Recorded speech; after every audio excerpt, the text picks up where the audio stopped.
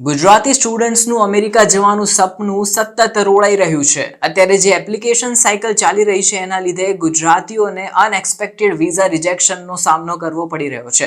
આ અંગે ઓવરસીઝ એજ્યુકેશનના કન્સલ્ટન્ટ્સે પણ મોટા દાવા કર્યા છે કે હોશિયાર વિદ્યાર્થીઓને પણ ત્યાં જવાના ફાંફા પડી ગયા છે. તેમણે કહ્યું છે કે છેલ્લા કેટલાક સમયથી ગુજરાતીઓના વિઝા અમેરિકાના જે મેક્સિમમ વિઝા હોય તે ધડાધડ રિજેક્ટ થઈ રહ્યા છે. એવું નથી કે ગમે તે લોકોના વિઝા રિજેક્ટ થાય છે. આમાં તો ઘણા હોશિયાર સ્ટુડન્ટ્સના વિઝા પણ રિજેક્ટ થયા હોય એવો ચોંકાવનારો રિપોર્ટ સામે આવ્યો હતો. ટાઈમ્સ ઓફ ઇન્ડિયાના રિપોર્ટ પ્રમાણે ગુજરાતના એક 25 વર્ષીય સ્ટુડન્ટ સંકેત શાહ, અમે એનું નામ બદલી દીધું છે ઓળખ છુપાવવા માટે, એને કેલિફોર્નિયા સ્ટેટ યુનિવર્સિટીમાં કમ્પ્યુટર સાયન્સમાં માસ્ટર ડિગ્રી લેવા માટે જવું હતું. તેને તૈયારીઓ શરૂ કરી અને વર્ષ 2025 સુધીમાં પોતાની ફાઇલ પાસ કરાવવાનું પ્લાનિંગ પણ કરી દીધું હતું. જોકે આ સમયે તેના એકેડેમિક ટ્રેક રેકોર્ડ્સ અને આઇલ્સના સ્કોર પણ સારા હતા. તેને 7 બેન્ડ આવ્યા હતા, જેના લીધે હવે તેને થયું કે વિઝા સરળતાથી મળી જશે. પરંતુ આમ છતાં વિઝા રિજેક્શન આવતા એકદમ તે ચોંકી ગયો હતો કે મારા બેન્ડ સારા છે, હું હોશિયાર છું, છતાં મારા વિઝા કેમ રિજેક્ટ થઈ રહ્યા છે. આ સ્ટુડન્ટે વિઝા ઇન્ટરવ્યૂ અંગે જણાવ્યું કે હું જ્યારે ઇન્ટરવ્યુઅરની સામે બેઠો ત્યારે તેમને મને એક જ સવાલ કર્યો કે હું કેમ ફરીથી માસ્ટર ડિગ્રી કરવા અમેરિકા જાઉં છું. હવે ભારતમાં મેં માસ્ટર ડિગ્રી લીધેલી હતી, હવે અમેરિકા જઈને હું કેમ લઉં છું એ સવાલનો જવાબ મેં આપ્યો, પણ પહેલાં હું ચોંકી ગયો હતો. બસ આ એક સવાલના લીધે મારી આખી એપ્લિકેશન રિજેક્ટ થઈ ગઈ હતી. આ એક નાનું કારણ હતું, પણ મારા માટે ચોંકાવનારું હતું. તેણે કહ્યું કે હું એડમિશન માટેના બીજા રાઉન્ડની હવે તૈયારી વધારે સારી રીતે કરી રહ્યો છું. મીડિયા રિપોર્ટ્સ પ્રમાણે આવી એક નહીં, સેંકડો વિદ્યાર્થીઓ સાથે આ ઘટનાઓ બની છે. ઘણા વિદ્યાર્થીઓને આ જ કારણોસર અમેરિકાના વિઝા રિજેક્ટ થઈ રહ્યા છે. આમાં ગુજરાતીઓની સંખ્યા પણ સૌથી વધુ છે. વિઝા કન્સલ્ટન્ટે કહ્યું કે આ રિજેક્શન ફિગર ગમે ત્યારે ગમે તેના ઉપર આવી જાય છે. 50% થી 70% વિઝા રિજેક્શનની ફિગર કઈ મેથડથી મેનેજ થાય છે એ કોઈને નથી ખબર. એટલે કે કયા કારણે વિઝા રિજેક્ટ થાય છે એ પણ કોઈને નથી ખબર. હવે ગુજરાતીઓના ધડાધડ વિઝા રિજેક્ટ થતા રહ્યા એટલે તેમના માટે આ એક શોકિંગ એક્સપિરિયન્સ સમાન રહ્યો હતો. જોકે ઘણા ગુજરાતીઓ એવા છે જેમને અમેરિકાની પ્રખ્યાત યુનિવર્સિટીઝમાં એડમિશન મળી ગયા હતા. તેમને વિઝા ઇન્ટરવ્યુના સ્લોટ પણ સરળતાથી મળી ગયા હોવાની વાત કરી હતી.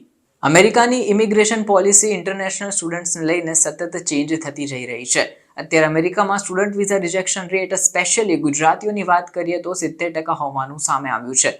કવિતા પરીખ, કે જે યુએસ એજ્યુકેશન કાઉન્સિલર છે, એમણે કહ્યું કે આ વિઝા રિજેક્શન રેટ સતત વધી રહ્યો છે એની પાછળનું હજુ સચોટ કારણ મારી સામે નથી આવ્યું, પરંતુ બીજું કારણ એ હોઈ શકે છે કે ગત વર્ષના પ્રમાણમાં ઓછા સ્લોટ્સ ઉપલબ્ધ હતા.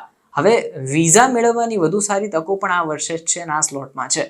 તેમ છતાં મોટાભાગના સ્કોલર સ્ટુડન્ટ્સના વિઝા કેમ રિજેક્ટ થઈ રહ્યા છે એ મોટો સવાલ છે.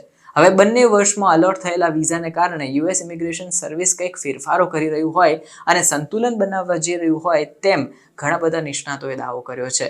અન્ય વિઝા સલાહકાર એવું પણ માને છે કે સ્ટુડન્ટ વિઝા કન્સલ્ટન્ટ ભાવિન ઠક્કરે કહ્યું છે કે તેમની પાસે ઘણા એવા કિસ્સા છે જ્યાં એકદમ શાનદાર શૈક્ષણિક ટ્રેક રેકોર્ડ હોય, કેટલીક ટોચની યુનિવર્સિટીઓમાં એડમિશન સુરક્ષિત કરવા માટે પણ અને નાણાકીય સ્થિતિ થોડી ઘણી વીક હોય એવા લોકોના પણ વિઝા રિજેક્ટ થઈ રહ્યા છે. પરંતુ અગાઉની વાત કરીએ તો વિઝા રિજેક્શન આ લોકોના થવા અસંભવ હતા.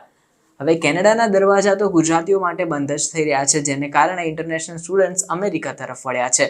ગુજરાતીઓનો ઝુકાવ પણ અમેરિકા તરફ વધી રહ્યો છે. આ પણ એક કારણ હોઈ શકે છે કે અત્યારે વિઝા રિજેક્શન રેટ 70 હાઈ ઉપર પહોંચી ગયો છે. રિતેશ દેસાઈએ કહ્યું છે કે અંદાજે તેમના 15 ક્લાયન્ટ્સ વિઝા રિજેક્શન ફેસ કરી ચૂક્યા છે. તેમણે સારી યુનિવર્સિટીમાં અપ્લાય કર્યું હતું અને તેમનું બેકગ્રાઉન્ડ પણ ઘણું સારું હતું, છતાં વિઝા નથી મળી શક્યા. આમાં ચોંકાવનારી વાત તો એ હતી કે લોકોને માત્ર 1 કે 2 જ સવાલો પૂછવામાં આવ્યા હતા અને પછી વિઝા એપ્લિકેશન રિજેક્ટ થઈ ગઈ હતી.